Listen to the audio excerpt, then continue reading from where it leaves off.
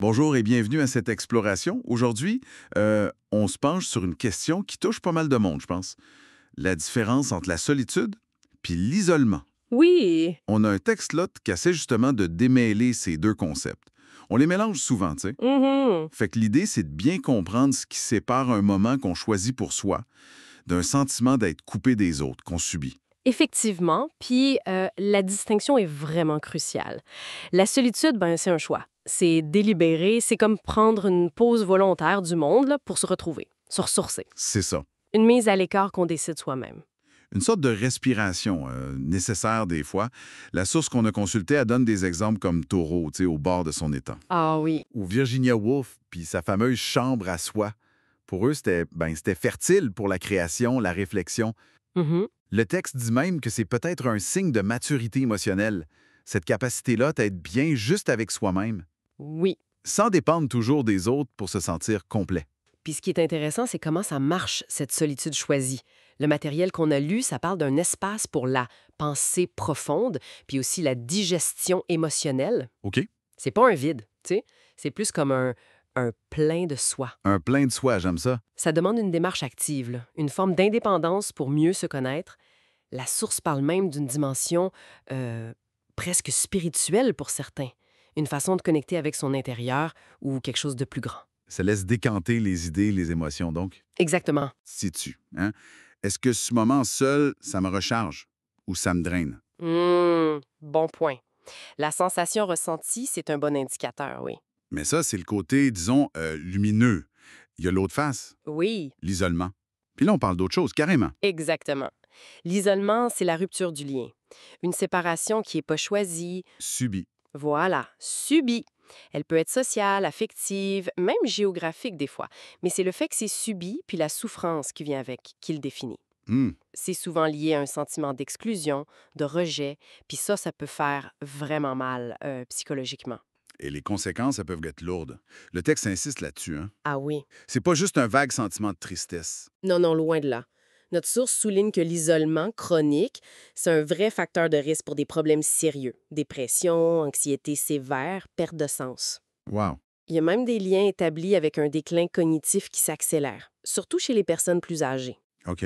Mais ça touche pas juste eux, là. Les jeunes, les groupes marginalisés, ceux qui vivent de la discrimination, ils peuvent aussi en souffrir intensément. C'est vrai. L'être humain, au fond, c'est un être de lien. Fait que quand ce besoin-là est pas comblé, ben ça a des répercussions physiques, psychologiques. Ce qui m'amène au paradoxe de notre époque. La source en parle pas mal. Ah oui, On vit dans un monde hyper connecté, bombardé de notifications, puis des fois, on cherche la solitude. Activement. Juste pour avoir la paix, là. oui, Comme un refuge, presque un luxe, face à tout le bruit. c'est tout à fait ça. Mais le paradoxe, justement, c'est que cette même technologie, je pense surtout aux réseaux sociaux, ça peut créer une illusion de connexion.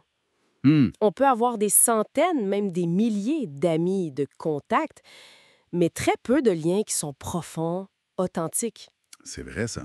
Le texte parle d'un risque d'isolement affectif qui grandit, même si on est entouré, virtuellement. La quantité versus la qualité. Exactement.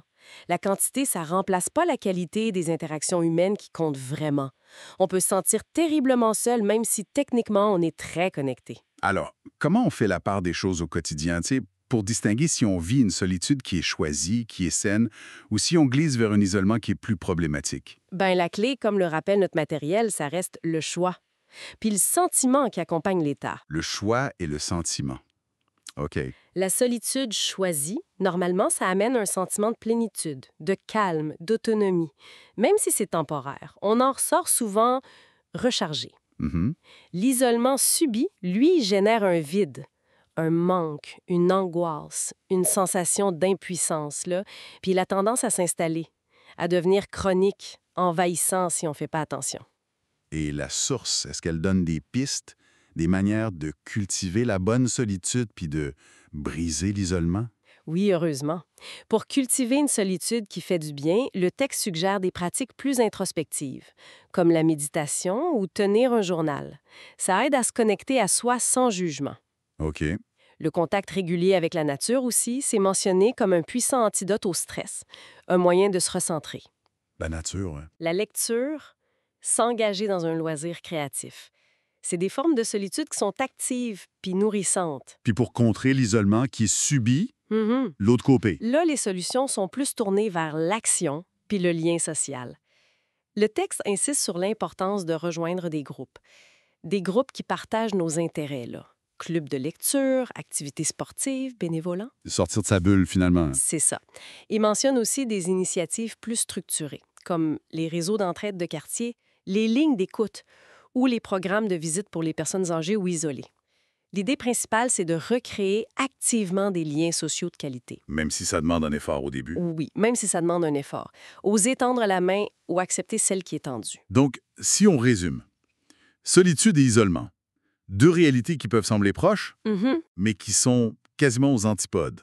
L'une, c'est une alliée potentielle, choisie, ressourçante. Oui. L'autre, c'est une épreuve, subie, douloureuse, qui demande de l'action. Tout à fait. Puis la réflexion finale qui ressort de tout ça, ça pourrait être, au-delà de juste savoir les distinguer, comment on peut, chacun à notre niveau, apprendre activement à aménager des moments de solitude fertile dans nos vies qui vont vite, là, Ouais, sans risquer de tomber dans le piège de l'isolement. c'est un bon point. Comment trouver cet équilibre personnel, cet art délicat de naviguer entre le besoin d'être avec soi puis le besoin fondamental d'être avec les autres? Hmm. C'est peut-être ça une des grandes questions de notre temps.